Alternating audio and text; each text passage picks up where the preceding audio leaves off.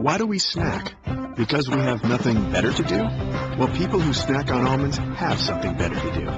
Almonds are heart healthy and full of energy, with the crunch that keeps you in the game. California almonds. Crunch on. This is the Best of Mike and Mike podcast on ESPNradio.com. The Best of Mike and Mike.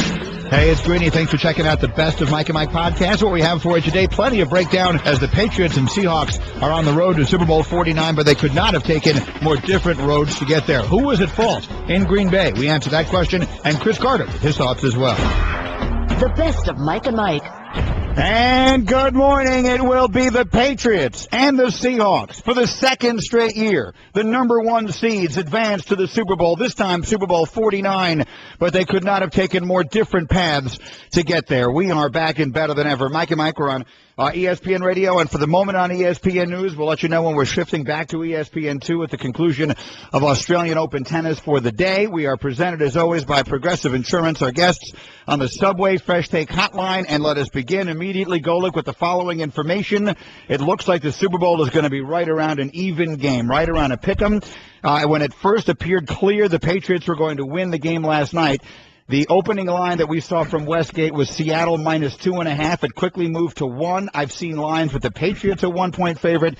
So it looks like, according to Vegas and maybe everybody else, we should be set for an incredible 2 weeks and the potential for a very, very interesting Super Bowl. When both those games ended, I thought one of the first things that I thought of, God help me, is what the line's going to be, you know, and how you're going to bet on the game. And I thought New England would be a 1 or 2 point favorite. That's the what I thought coming out of it. But I'm sure it seems like it's going to be around there, to Seattle being that, to being a pick'em game. So either way, setting up for what would seem a great matchup, a Seattle team playing so great the last part of the season, and certainly up to yesterday where they didn't but still got the win, as we'll talk about, and New England doing exactly what everybody thought they would do and exactly what they had been doing to the Colts, so history continued to repeat itself there. Yeah, the night game was the second half complete demolition by the Patriots. Certainly we'll talk about that, but you have to start with the early game yesterday. You have to start with the kind of loss. Now, again, you and I come at this thing from different perspectives. You're a former player. You'll always think like a player, and so you can tell me how you'd feel as a player. I can tell you that as a fan, that is a game you never get over. Never get over. You've never had a game handed to you more than the Packers had a game handed to them yesterday and just refused to win it. They just couldn't. They just wouldn't win it. No matter how many times they had the opportunity to win it, they just wouldn't win it. They couldn't win it, and in the end, they didn't win it. That's one of the worst losses in a big game that I've ever seen. You know, you get to go through the off-season program, you know, some time off, and then you have the off-season program. You know, you start the next year, and you get to training camp, and you're focused on next year. You get to the season, you're focused on next year. All that said, you know when you forget about this? Never, ever do you forget about this. Not when the winning team is going to the Super Bowl, and that's a rarity, that you find so many ways to give this one away or not close it out, and Seattle give them credit for really continuing to play and starting to click in that fourth quarter, especially, I should say, more toward the end of the fourth quarter. But that's the answer. Player and fan together, we can stand united in this one, Greeny, because the word is never. I have questions up this morning on Twitter. I'm at ESPN Greeny, and I put up a question for fans of each of the 4 teams that played yesterday, and most of them are fairly simple. For the Seahawks, did you ever give up yesterday? And look, a lot of fans did. We've got the video. They left. We've got the video of the fans who left that stadium before that game was over. I have questions up there for the Patriots and the Colts as well. But the real one I'm interested in this morning is to hear from the Packer fans, because I can't even fathom it. As a sports fan all of my life, and everyone knows which teams, if you follow this show, that I root for, I mean, I've suffered some really tough, heartbreaking defeats. I've never seen anything like that. I've never seen a team lose a game that it had won as many different ways and as many different times as the Packers had that game won yesterday. There are some statistics that come out of yesterday's game that I've never seen anything like before in my entire life. Russell Wilson played the worst game I've ever seen. The worst game I've ever seen. I was on Twitter defending him all afternoon against people who were ready to write off everything he had ever accomplished in the NFL and his future, and not to give him 15 cents going forward for the Seahawks, and then all of a sudden he completely explodes. Here, let's put it this way, Mike. Let's start by framing it this way.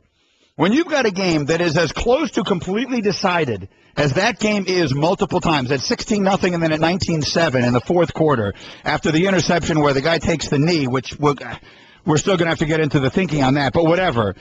What has to happen is everything has to go one way. Absolutely everything has to go your way if you're Seattle or go against you if you're Green Bay. And absolutely everything never happens, except every once in a while it does. And yesterday, and a chance to go to the Super Bowl is when it did. There are so many plays to pick out in this. Everyone, is going to blame Bostic on the onside kick, and certainly that was a huge play. Morgan Burnett on the interception. Why you sliding and taking a knee? Certainly in the beginning of the game, why not go for 7 instead of 3?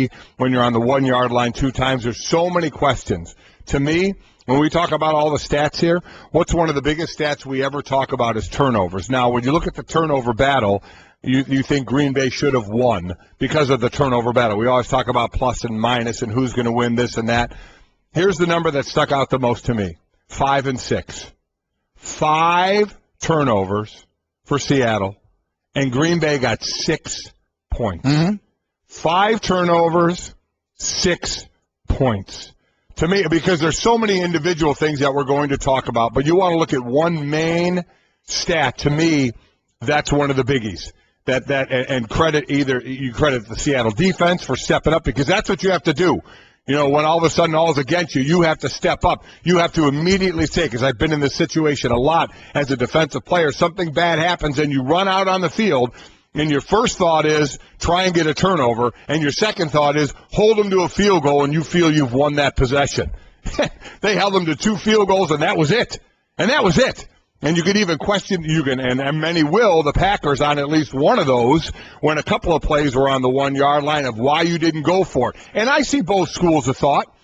How many times against this defense, you're in the position, get points. Just get points. Even if it's 3, get some points. The other is you may not know how many times you're going to be down there, so get 7 if you have the chance instead of getting 3. You're going to have the argument on both sides. I completely understand that. But to me, 5 turnovers, you got 6 points off of that. That's a feather in the cap of the Seattle defense, and some real questions and looking in the mirror of that Green Bay offense of how aggressive were you when you needed to be. And people making the decision on whether you're going to kick field goals. It's not just the offense. The offense can only do what they can do. And could they have scored on second down on that first drive? Sure. Third? Sure. Take another shot at it fourth down. That's not their decision. That's the coach's decision. Mike and Mike presented by Progressive Insurance. More independent agents sell Progressive Insurance than any other brand. Find an agent at Progressive.com. Now that's Progressive. So that's where it has to start, Mike. You want Rodgers first, or you want McCarthy first? Well, I mean, listen, Aaron Rodgers is going to be the MVP this year. Let's hear what he has to say. All right, let's hear from Aaron Rodgers, the MVP of the league, who, look, clearly wasn't himself. Couldn't have been further from himself. At the end, you could see he had so many opportunities to run. And you saw when he did run the one time. How bad he looked doing it, and then the play at the very end where he flips the ball to Lacey, who's not looking, instead of running behind him. I mean, it's a totally different game. And the game is going to be different if Rodgers is healthy anyway. Right. Everyone is going to have strategized for it differently. So let's just go through it here. Here's Aaron Rodgers talking after a loss that you'll never get over. It's going to be a missed opportunity that we'll probably think about the rest of my career. We were the better team today. We played played well enough to win, and we can't blame anybody but ourselves. The losses are bad either way, but the way we lost, we're sitting there up 2 scores late in the game with the ball. You expect to put that thing away. Very confident we're going to win the game and start off and had some good drives, put some things together. Defense played great. I picked them off 4 times and forced another turnover on special teams, but you can't let them complete a pass for a touchdown on a fake field goal. You can't give up a onside kick, and you can't not get any first downs in the fourth quarter and expect to win. I mean, he's right. I mean, people are going to point to certain plays, but there's more than a few to point to. And I know at the end of the day, they say if Brandon Bostic gets the ball on the onside kick, the game is over, and it very well could have been. So a lot of people will point to that, as well. But, okay, they got the onside kick. Feel free to stop them. You're allowed to stop them at that point. You still have some plays. They didn't score a touchdown on that play. But at the end of that drive, Marshawn Lynch runs 24 yards. Untouched. I mean, it was ridiculous how easy that touchdown was, to how well this defense played early on to how well they didn't play in the fourth quarter. So, yeah, you can look at that. Or you look at Burnett. I mean, getting that. That's the sequence for me, Greeny. That's the sequence. Morgan Burnett picks the ball off with 5 minutes and 13 seconds to go, and he catches the ball out about their 40-yard line. He's got room to run. Mm-hmm. And if you saw it, you saw Julius Peppers kind of put a hand up to say, go down. If you look at it, he had room to run. All the guys that were chasing him, you see receivers are running downfield. The people chasing him were linemen who, even if they have the proper angle, aren't going to get there. So he's got room to run. Where he ends up, I have no idea, but if nothing else, is it at least to get him into field goal position. But he hits the ground, and here's the series from there, Greeny. Lacey minus 4 yards. Lacey minus 2 yards. Lacey 2 yards, punt. Seattle gets the ball, 3:52 to go, 7-play drive. Wilson, 1 yard touchdown. Can I cut you off 1 second there? In that drive, in that Seattle touchdown drive, Clinton Dix has the ball in his hands for a pick six. I would have scored if he had caught that ball in time. And look, he had a brilliant day yesterday, but that's one of 2 times they had the ball in their hands to end the game. Go on. So 3:52 to go. So after the 3 plays and a punt, 7-play drive, Wilson 1 yard run. Now they're losing 19-14. Then you get the onside kick recovered by Chris Matthews. Seattle gets the ball with 2:09 to go. 4 plays later, Lynch runs the 24-yarder for the touchdown. They go ahead, get that 2-point conversion on a Hail Mary. All you can say is, Clinton Dix he lost track and timing of the ball, because it was Russell Wilson goes right, has to turn around, come back left, and just lost a punt in the air to the front corner of the end zone. It's a good play by Wilson, though, if you think about it. Well, it's a great play. You have nothing to lose. You have 0 to lose, just throw the ball in the air. And Luke Wilson is there at tight end, and Clinton Dix, who certainly is shorter, is right there as well. And he doesn't really make a play on the ball. And, you have Troy Aikman saying, I don't understand why. Well, I mean, he didn't time it well. I mean, you look at it, you see him start to jump and stop jump. He misjudged it. He just flat out misjudged the ball. And that was huge. Now Green Bay's got to drive down, kick a field goal just to tie, and thank God for Crosby. I mean, without him and his 5 field goals, unbelievable. But that was the sequence. So you want to pick the onside kick? Sure you can. But, I look at Morgan Burnett as well. He runs with that ball. He's got a lot of open space. You run a ball on 4th and 1. So I'm not hammering one guy for this. I feel sick for Morgan Burnett, because understand how a situation like that works. You see who was right behind him? Was Jordy Nelson. Mm-hmm. How a lot of that works. Now, it's called the hands team. You have all guys that... You're talking about Brandon Bostic. Burnett is the guy who intercepted the ball. I'm sorry. Bostic is the tight end. Brandon Bostic, the tight end on the onside kick. That's how it works. So he's a big tight end, 250-pounder. You have your hands team out there, and he's obviously out there for his hands, but what else? You know what else? Because you get these high kicks. So what happens is you have a frontline guys going to block the on-rushing kickoff team to keep them away from your guys trying to catch the ball. And Bostic went to catch the ball when Jordy Nelson is a lot of times the guy that's supposed to catch the ball in that area. Because you look at how basic onside kicks are kicked, you put your guy with your best hands in position to get that ball. Bostic tried to go get the ball. And listen, it's coming to him. He's on the hands team. I get it. But a lot of times you'll see a guy like him run and block people that are trying to get to your guy you want getting the ball, like a Jordy Nelson. But he was right there. He's a tight end. He knows how to catch, went up there, and he just missed it. But his job, and he said it afterwards, was to block. Yes, it is. The best I can. I let my team down. I feel like there was a lot right on this game. I just feel like if I would have did my job, my assignment was to block, and Jordy would have caught the ball, and the game would have been over. His job on that play is to protect Jordy Nelson. When you watch, you see the line of Green Bay, the return guys, all run forward, except for Bostic. Everybody runs forward, and they block the oncoming kickoff team to give space for your guy, in this case Jordy Nelson, to catch the ball. That's your job. And he didn't do his job. And he admits he didn't do his job. He hung back. Stay in your lane, do your job. That's what you're supposed to do. He hung back instead of going forward to block. Jordy Nelson, if he blocks the guy who ends up getting the recovery, Jordy Nelson is right there to make it easy. Jordy Nelson's going to catch the ball easily, fall down, and you're going to run the clock out. Bostic could hit Cam Chancellor, who's running for the ball. Instead, he goes up for the ball, and then Chancellor is free to just be right there for the ball. It's one of countless opportunities that Green Bay has to win the game. It's interesting because Seattle, based upon the timing, didn't have to onside kick. Right. At 2:09, when they get the 2 point, when they get the touchdown, they don't have to onside kick it. They still have a timeout left. If they kick the ball off through the end zone, they're going to run a play, call a timeout, run another play, 2-minute warning, run another play. Assuming they stop them on 3 plays, you're going to get the ball back with something in the neighborhood of a minute 10 or a minute 15 and a chance to go down there and try and win it. That's honestly what I thought they were going to do. I saw your tweets. They kick it out of the end zone. I thought that's what they were going to do. 10 seconds later, they recover outside kick. You're right. Listen, how many things could I have gotten wrong as that game was going on? But how many things were who could see the things that are going to happen in that game? It's amazing. You go for the onside kick, you're putting all your eggs in that basket, basically. Because if Jordan you still could stop them, but then you're losing a lot of field position. Yeah, now they're going to punch you down to your 10, right, as opposed to potentially getting the ball, at the 35. Listen, I mean, first of all, let's give credit where it's due. Did the Packers screw it up beyond belief? Absolutely.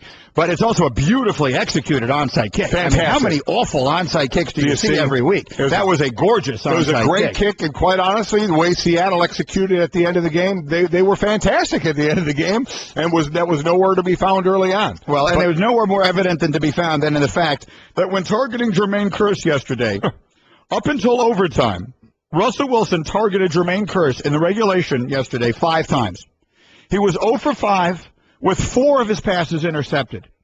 To put that into context, Russell Wilson had more interceptions targeting Jermaine Kearse yesterday than Ben Roethlisberger did targeting Antonio Brown all season long, or Tom Brady targeting Rob Gronkowski, or Matt Ryan and Julio Jones, or Matthew Stafford and Golden Tate, or Matthew Stafford and Calvin Johnson. Basically, Russell Wilson and Jermaine Kearse had an awful season's worth of performance yesterday in 4 quarters, and then they wound up connecting for the touchdown that sends them to the Super Bowl. You can't write this stuff. It's about as improbable a finish to finish. It was for about 50-something minutes. It was a terrible football game. Just terrible. Sloppy on both sides. Sure. Green Bay had 8 million chances to put away, wouldn't do it. Russell Wilson was just atrocious. And then, boom, it's like a light went off. The fake field goal winds up turning around everything. The fake you were on field goal, I right? was on field goal, yes. I was the end guy, and then there's a wing guy. The end guy and the wing guy. Well, were you on the defensive side of it? No, that's where I'm talking. But I'm asking, were you on defense? Oh, yeah, sure. I was on defense. Because to me, that's the more important part.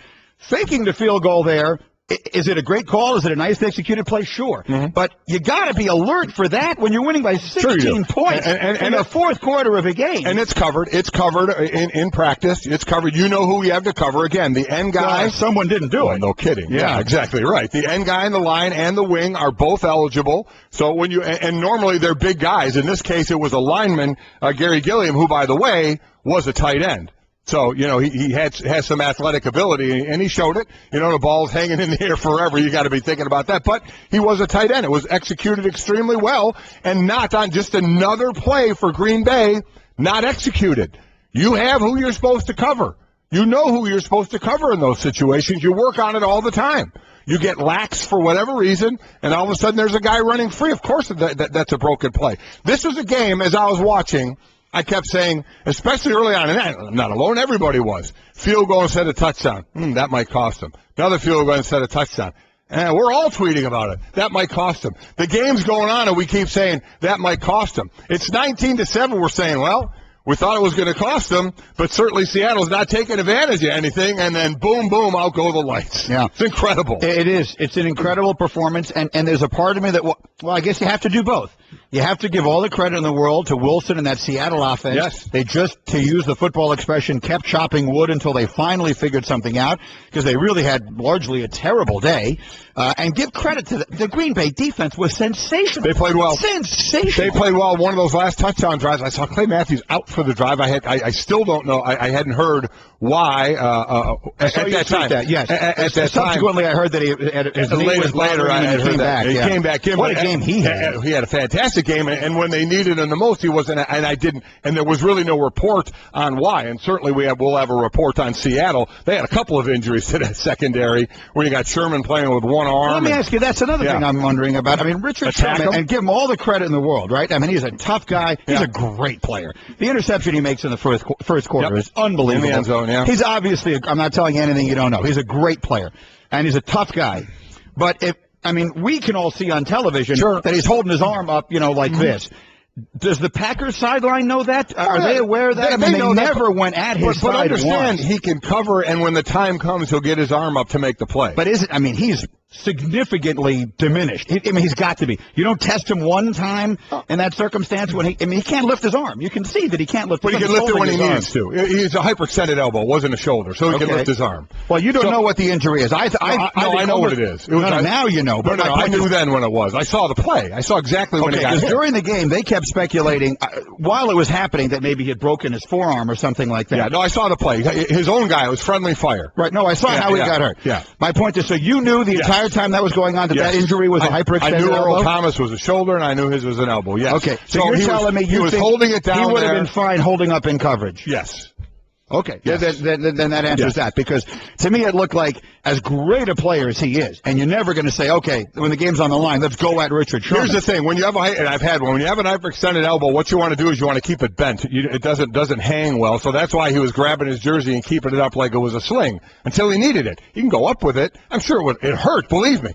Got tough as nails. And, I love when these guys just go running back in the game when they're hurt. But I get what you're saying. When you look at a guy who looks like he's one-armed, I get it. Well, I thought at the time that he had a broken arm. Right. But he could run with the guy, and when he needed to get an arm up, he could get an arm up, though in a lot of pain. All right. Mike and Mike brought to you by Quicken Loans. Quicken Loans engineered to amaze. Obviously, so much to get to this morning. An incredible early game. A masterful performance in the late game. A Super Bowl that sets up with countless unbelievable storylines. And again, my questions, I have a separate question up for fans of each of the four teams that played yesterday. And I retweeted him. Jump on Twitter. And Golic did his usual contribution. He retweeted him. The best of Mike and Mike. Mike and Mike. The best of Mike and Mike. So let me ask you this, because I can talk about this from a fan's perspective. And as I always say, there's nothing in the world better than investing everything into something that means nothing. I mean, if you're a Green Bay Packers fan this morning, you wake up and your life is just the same. I mean, God willing, your kids are healthy and all that kind of stuff. And yet, it's like there was a death in the family. I mean, I've been there. I've lived it. I know it. I understand it. I've thrown it open on Twitter, and I'm looking at the reaction that's flying in here. I just wrote, Packer fans, let me hear from you on this morning after What Are the Emotions? Kevin writes back, disappointed. McCarthy again showed poor game management. Mason, anger, sickness, sadness. It's going to hurt really bad until next January. Calvin, disappointed. Just like when you catch your kid lying. I'm not mad at you. I'm just disappointed. Aaron, toughest loss I've ever had to swallow. Bradley, I would have accepted a shellacking, which is what I feared. Losing that way is tough. So that's the kind of stuff that's flying in. And that's from a fan standpoint. I get it. From a player standpoint, it is your life in a more direct way. Yes. This is your business. It's your livelihood. It's your season. It's your chance for immortality that just went by the wayside. So let me ask you, I joke around sometimes about how you don't tend to remember a lot about your career. What was the worst loss you ever had as a player? What loss sticks with you the most? I have to think about that. Okay, I mean, you can think about it. I mean, you must have suffered losses that were just rip your heart out kind of. Yes. College, pro, whatever the case may be. Yeah. I have to think about that now. Give me a little time to think about that, okay? That's not the answer I was expecting. It didn't kind of go how you expected, huh? Okay, no. Yeah. I mean, again, I can sit here and list the most painful losses I've had as a fan for you very easily. I got to rattle them right off the top of my head. While you're thinking about that, then let me ask you, you told me you wanted to make a point about the overtime rules. Well, the overtime, listen, I take college or the pro overtime over college any day of the week. Actually, me and my son Jake were going back and forth a little bit. He thinks college is better just for the fact that both people get a chance. While I love your son Jake, but he's out of his mind. Yeah, I told him that too. While I will always take the NFL, there is part of me that says even if the first team scores a touchdown, give the other team a chance. So both teams can touch the ball. Only in the playoffs or all the time? All the time.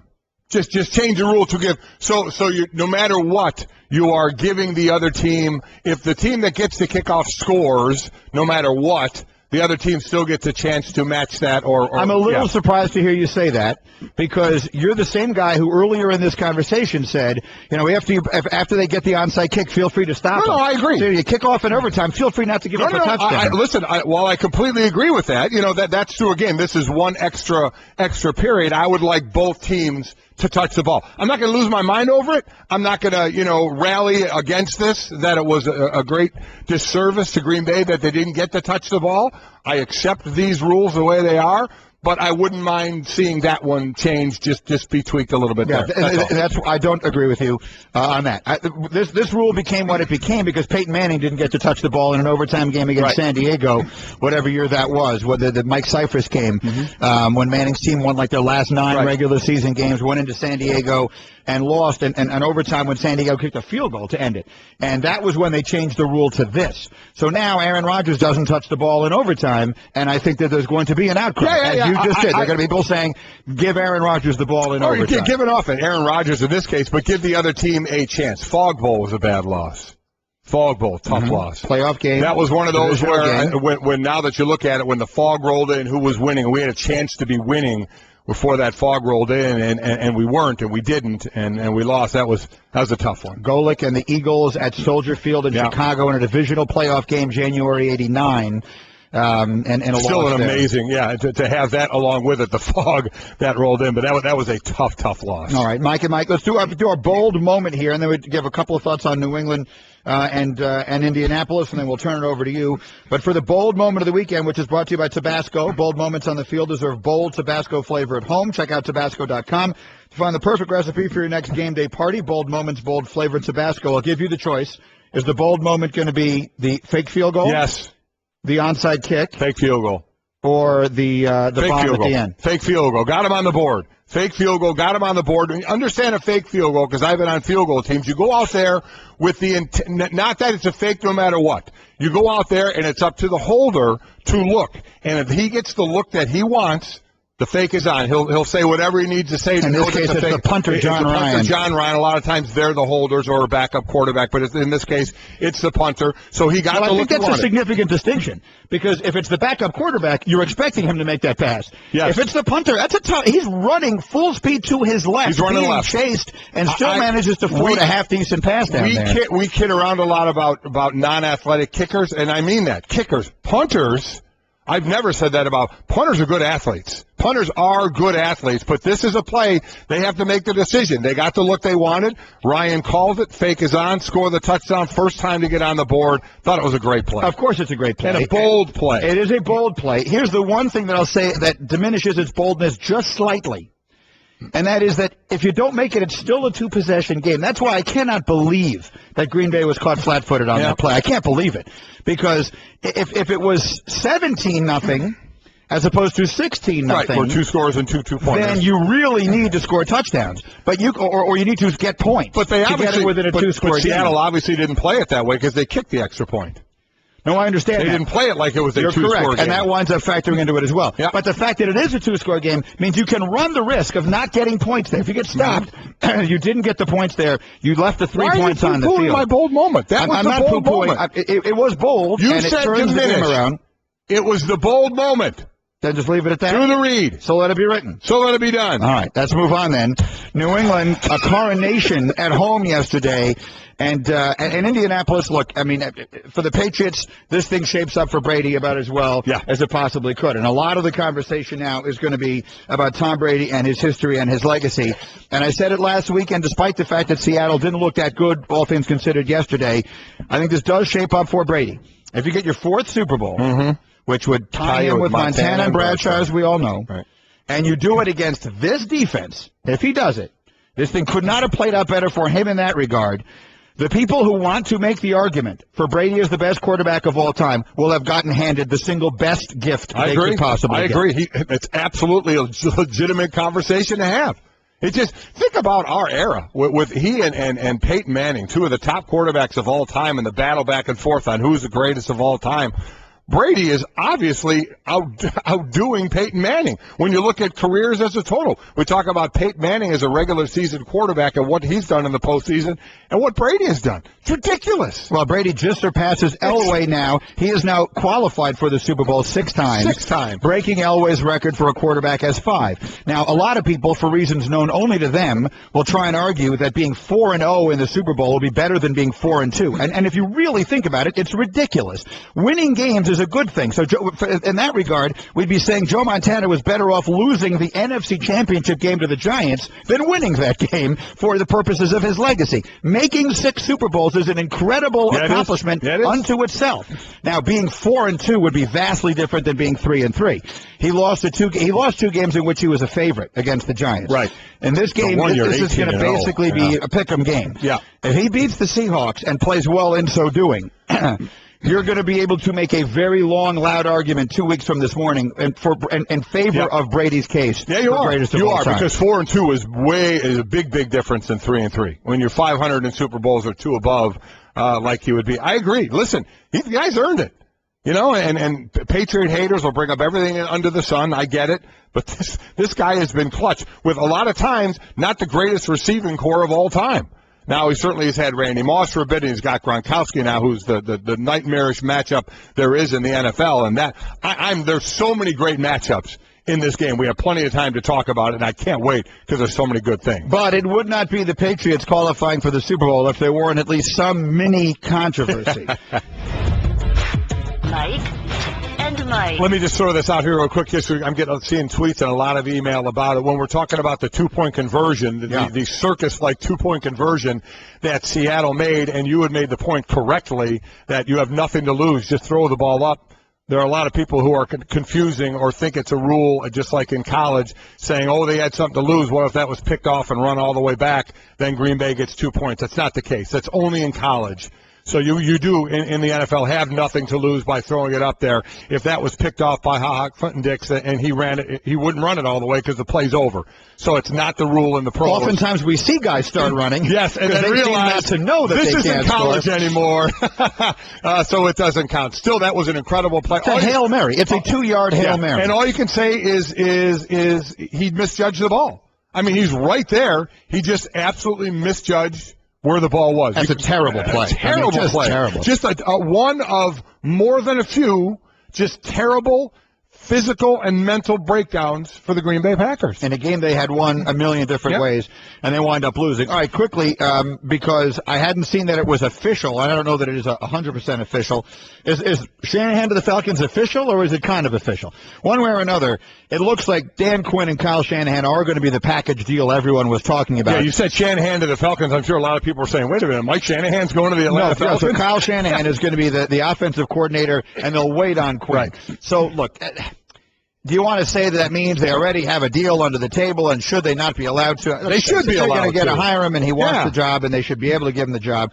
So that's what's going to happen. Those two guys are going to go as a package deal down to Atlanta, and I think that's a pretty attractive little setup. I completely agree with that. A team, again, that has some great offensive weapons, and you see Kyle Shanahan making a couple of moves. You know, Washington to Cleveland, now to Atlanta, where he is by far handed the best group that he's been handed with Julio Jones and Roddy White and Matt Ryan. Certainly has some work on that O-line, but they started last year getting Jake Matthews.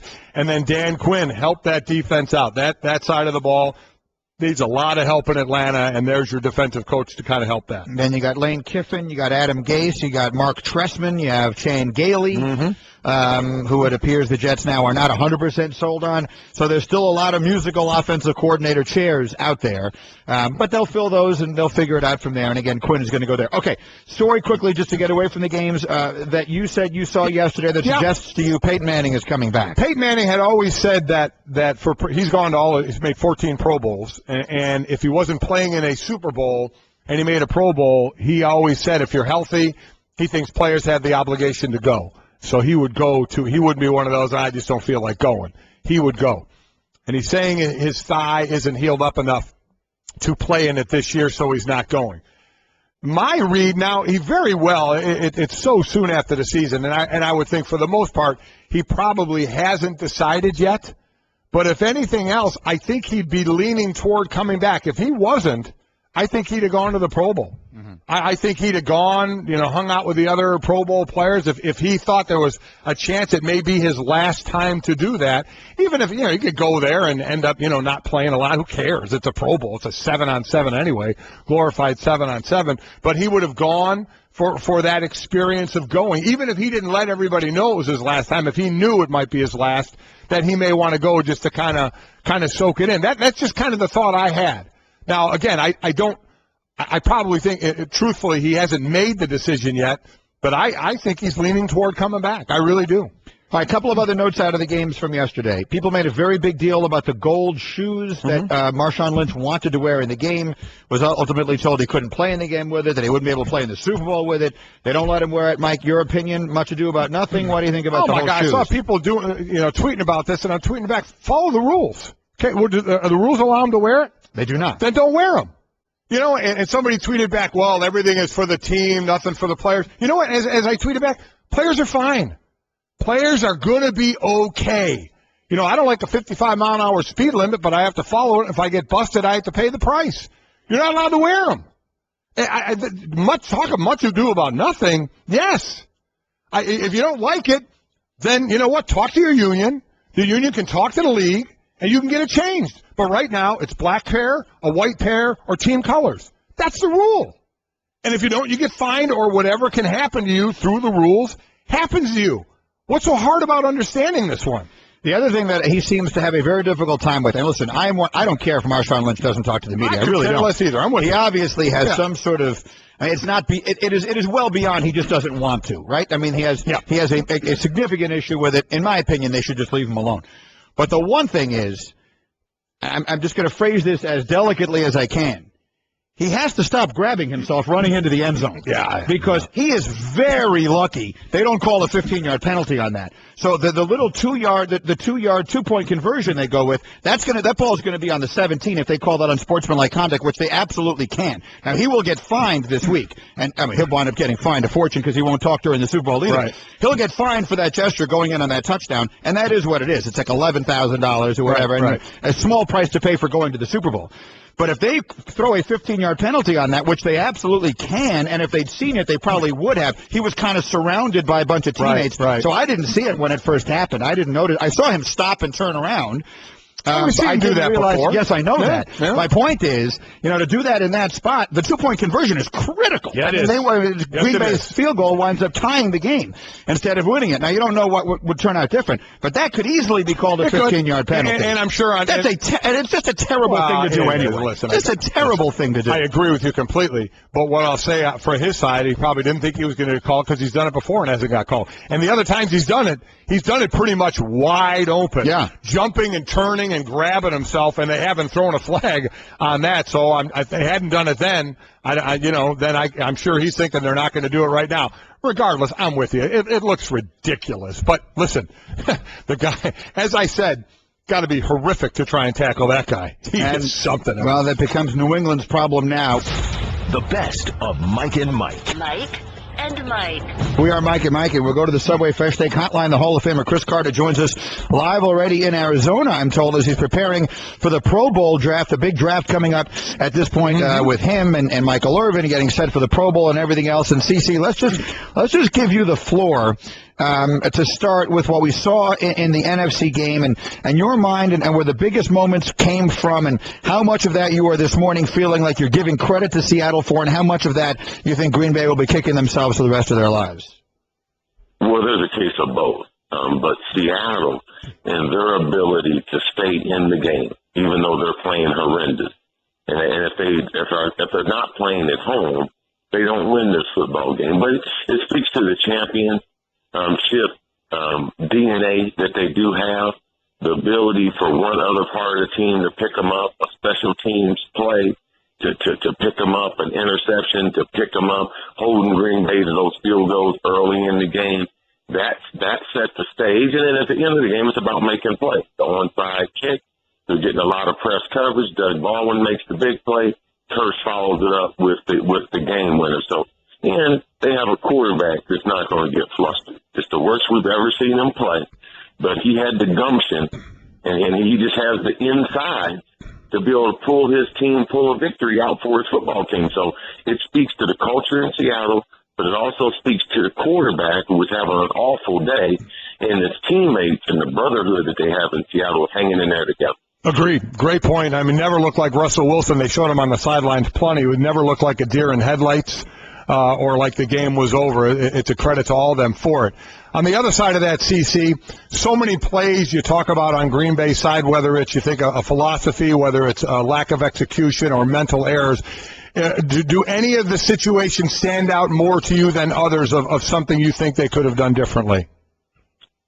Well, those short yardage situations, like they've been very, very successful with their fullback Coon, but like you can question it. Yeah, McCarthy's a great coach. But Eddie Lacy, that's why you have him there. That's why you brought him from Alabama for a game like this. And they had several situations, especially early in the game, not able to take advantage of it. And they were running the football, but I'm going to give the ball to Eddie Lacy in those situations. And those were, in games like that where you're dominating the team and you're settling for field goals, we see it all the time. The momentum switches, and then you can't recapture it. And that's what they had with Green Bay and Seattle yesterday. Mike and the Hall of Famer Cris Carter again out in Arizona getting set for the Pro Bowl draft, which is this Wednesday, and then, of course, all the activity leading up to the Super Bowl. One thing Mike brought up earlier that you'd be the perfect person to ask. Aaron Rodgers hasn't practiced in quite some time because of the variety of injuries. And, of course, he's a great player, and how much does he need practice? He's still able to perform.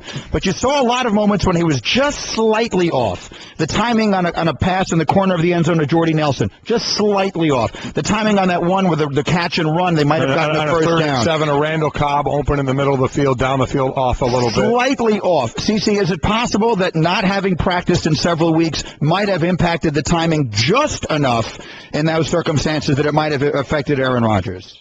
Absolutely, especially going against a defense like Seattle where you're really fighting for inches.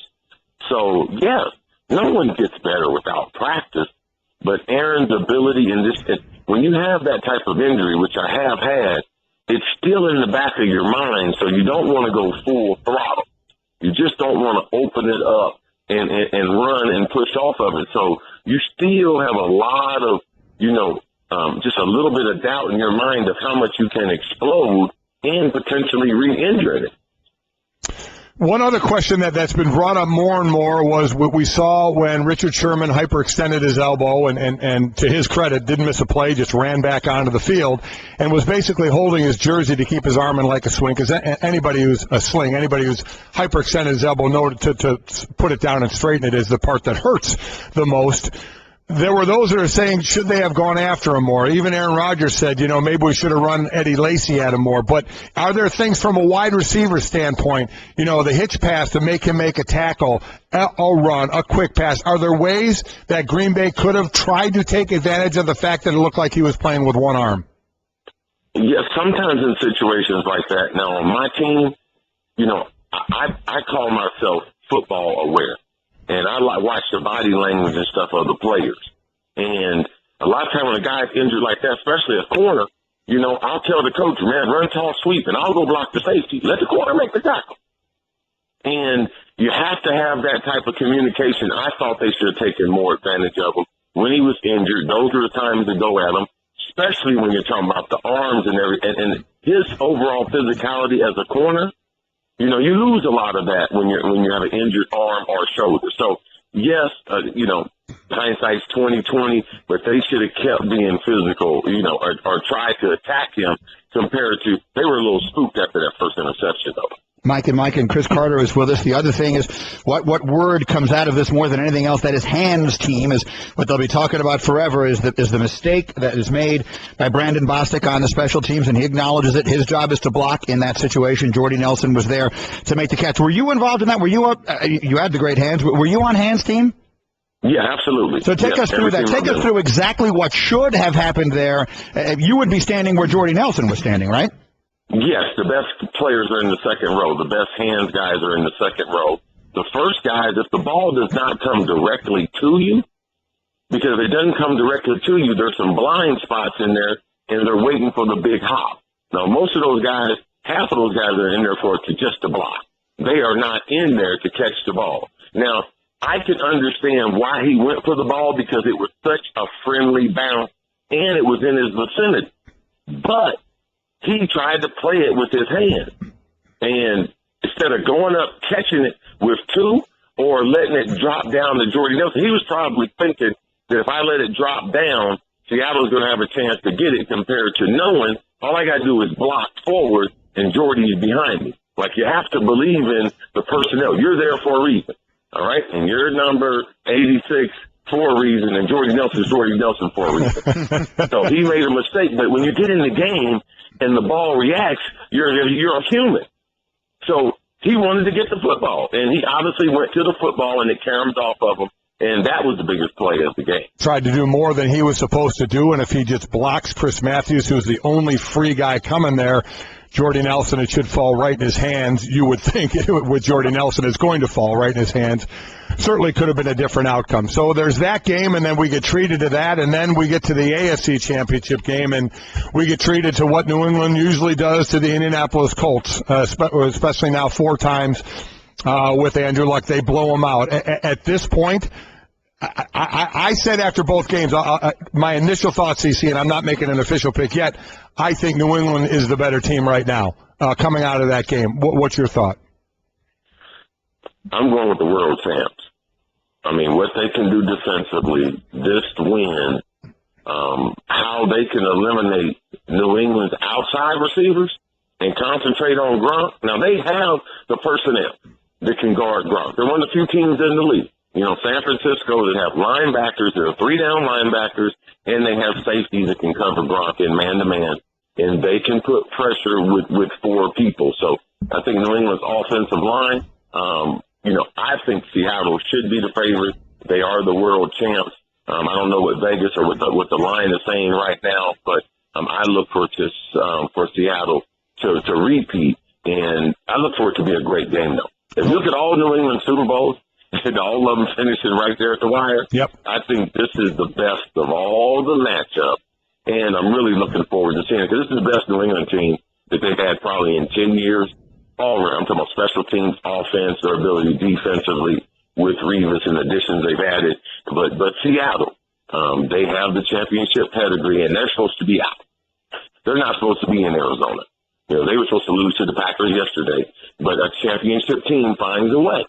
And it's going to be a great game in 2 weeks. Mm-hmm. The line that we saw open it up, it was Seattle as a 2.5-point favorite, and they started moving quickly as the night was going on last night. New England more and more dominant to where right now it looks like it's about even, and we still have 13 days, of course. Mike and Cris Carter, let's put a ribbon on the season for the Colts. CC, there looks like they're going to give Andrew Luck a huge contract. Speculation is he'll become the highest paid player in the league, and I don't know that anyone could argue with that. He's obviously a great player, and he is the future of their franchise. But that's a team that looks to me like it needs a whole lot of help. So I wonder your perspective on Indianapolis right now. We've seen when you tie up all that money in the quarterback, now it becomes even more difficult to put the pieces together around him. What are your thoughts on where Indy is right now? Well, the number one thing, they have to lock Andrew up. You know, the 3 years, how he progressed, and he's going to be dominant at AFC for the next 10 years. So I'm totally in agreement with locking him up. He's going to be a once-in-a-lifetime type quarterback. But they need a running game. They have to get more physical up front through their front defensive line and their linebackers. And I know Andrew Luck puts up big numbers, but they have to get younger and more explosive at the wide receiver position. Reggie Wayne, Hakeem Nicks, they did not give them what they needed. You know, T.Y. Hilton needs some help. They do a great job of platooning the tight end. You know, they got 2 good tight ends, but they need more explosive players in case they have to get into a shootout. And defensively, you just can't be that weak on your front line where teams know, I can get you, I can run the ball at you 40 times. It's going to be hard for him to win championships like that, because the time of possession is going to be dominated, and he's always going to be playing catch-up. But I look for big things from the Colts and from Luck, but they got to make some adjustments, and they got to get some more explosive players to be able to help you out. CC, Aaron Rodgers said this is a loss he'll remember for the rest of his career. What's the worst loss in your career? Oh, the NFC Championship. We were up by 10 points against Atlanta in the fourth quarter at home. Yeah, that's easy. That's really, it's right at the front of my lobe to tell you that one. Well, I certainly remember the game. 15-1, never made it to a Super Bowl. That's an easy one. Yeah. I was feeling good there, big fella, till you mentioned that. Sorry, man, had to do it. But I guess No, it does beg the question, because you and I have talked about that game many times, CC, and the kicker misses a kick. He hadn't missed a kick all year long, all the rest of that, and your team, which was so good that year, doesn't go to the Super Bowl. Atlanta goes on and loses to Elway and Denver. Here you are all these years later with so many more things that have happened in your life, including induction into the Pro Football Hall of Fame. does it get better? Do you still wake up in the middle of the night and think about that game? And Aaron Rodgers does have a championship on his resume. A lot of guys on that team do not. A lot of guys on that team will never win one. That'll be the closest they'll ever get.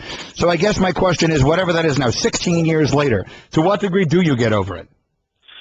You get over it depending on where your life is. I've been very, very fortunate. I'm around sports and I'm doing something that I love. So I have far better things to do on a daily basis, better things I'm currently involved in. So, but does it hurt? You wish you can get there, but it's not meant for everyone. So I, processed it. I put it in a little box. Anytime someone like Golic brings it out, I bring the box back out, but it's not always pleasant. It's always there because it's always one of your goals when you get into the league. You want to be a league player for a long time. You want to be a starter. If you can, you want to make contributions, and you want to win championships. And I wasn't able to do that. So now you get to have some fun with the best of the best. You and Michael Irvin are going to be the captains for the Pro Bowl Wednesday, 8 o'clock Eastern on NFL Network. And the first thing I'll say, you and Michael Irvin, I don't know how long the NFL Network plans this show on going, but I don't think there's any doubt it's going over that with the way you guys talk. Well, you work with me, so I don't have no problem as far as timing. I don't mind sharing the mic. You throw me the ball, I'll hold it for a little bit, dribble between my legs, might shoot it, but I'll give it back to you. Now, Michael Irvin, on the other hand, he's a very, very selfish receiver. For me, I'm a sharing receiver. I've recovered. All right? Now, Michael Irvin, he's going to have a problem. I'm going to have the best team, too. All right? Because I'm doing a lot better research than Mike. You will see the draft again. It's CC against Michael Irvin drafting. Wednesday, 8 o'clock Eastern on NFL Network is the draft, and then the Pro Bowl is Sunday night, 8 o'clock Eastern on ESPN and the Watch ESPN app, and we're certainly looking forward to that. And CC, we'll see you in Phoenix next week. Enjoy. Thank you, guys. What a great year. I appreciate you guys having me on the show, sharing it with me. Thanks, Chris. Hey, Chris, one quick question last. Yes. You're captain in the Pro Bowl. Do you get the winner or loser share of the Pro Bowl? Yeah, we get paid a certain amount of fee, a certain amount of money. Yes, so oh, good. You know me. Okay, all right. I'm not going nowhere unless there's money involved. So, yes, straight cash, homie. We're getting paid, and then we get what the players get. If the players lose, we get that share. If the players win, we get that share. Oh, it's so I'm motivated.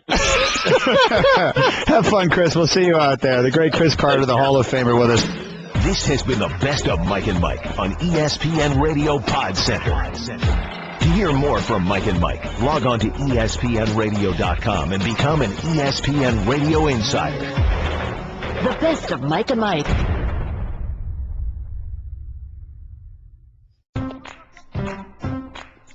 Why do we snack? Hunger?